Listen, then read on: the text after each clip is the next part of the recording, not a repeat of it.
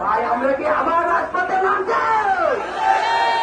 আমার কথা হচ্ছে যে ছাত্ররা তাকে যৌক্তিক আন্দোলন নিয়ে আসে, আন্দোলন করবে, ওনারা আন্দোলন করার অধিকার সবার। আমরা আপনারা আন্দোলন করতে থাকেন, কিন্তু পাবলিকের একটু সুযোগ দেন ভাই, অন্তত একটা লেন ছেড়ে দেন। আপনার বাপ দাবি আটকে রেখে জ্যাম থাকুক, একটা লেন যদি আপনারা ছাড়তে পারেন, সব আসবে না। আপনারা তো রাস্তাই আছে, আপনারা রাস্তাই আছে।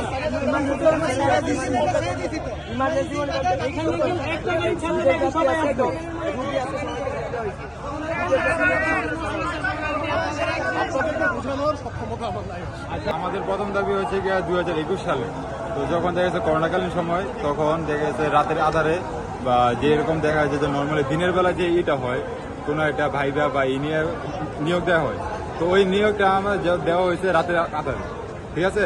তো যেটা আর কি আমরা মেনে নিতে পারতেছি না, কারণ আমাদের এই সেক্টর হয়েছে গিয়া যারা চাকরি করবে তারা যারা টেকনিক্যাল থেকে পড়ালেখা করছে, যেমন আমাদের ওয়ার্কশপ, তো ওয়ার্কশপে আমরা সবাই জানি যে আমাদের কাজটা বেশিরভাগ থাকে প্র্যাকটিক্যালি, থিওরি থেকে প্র্যাকটিক্যালিতে বেশি ফোকাস দেওয়া লাগে।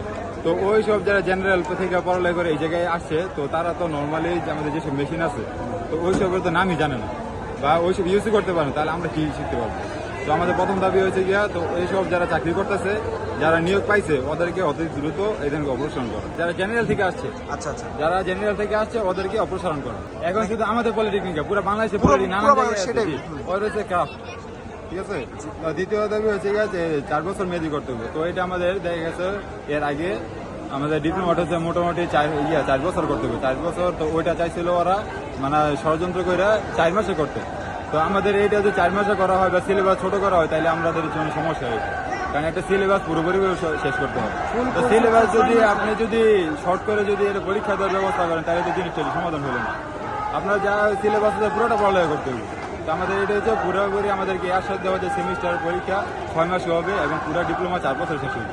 3 নম্বর যাবে যে কারিগরি যে এই ব্যবস্থাটা আছে যে শিক্ষা লাইনের, তো এই পলিটেকনিকে কারিগরি বহির্ভূত কারিগরি যে লাইনের যেসব লোক নায়িকা, ওই সব লোককে এখানে কোনো নিয়োগ দিতে পারবো না। কারিগরি থেকে যারা পাস করছে বা কারিগরি লাইনের যেসব লোক আছে, ওদেরকে এই জায়গায় নিয়োগ দিতে হবে।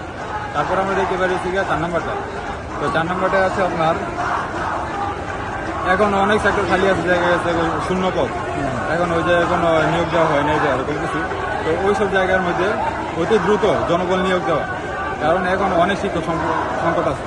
তো ওই সব জায়গায় এখন অতি দ্রুত করে শিক্ষক বা যে ব্যবস্থা নেওয়ার ওইসব যাতে ব্যবস্থা গ্রহণ করে।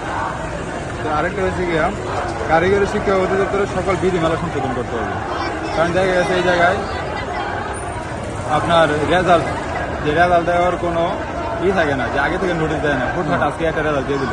তো আমাদের তো এটা হয় না, আপনি রেজাল্ট দিবেন, ঠিক আছে, আমি নর্মালি আরো অনেক কিছু আছে ছোট করে চেক করি।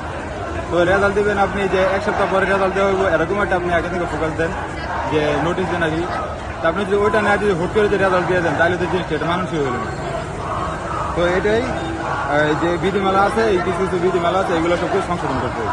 সেই দাবি হচ্ছে যে আমাদের বর্তমানে বিশ্ববিদ্যালয় যেটা আছে, তো বিশ্ববিদ্যালয় বর্তমানে চাকরি ডুয়েট। তো এত পলিটেকনিক, বাংলাদেশের পলিটেকনিক কিন্তু কম না।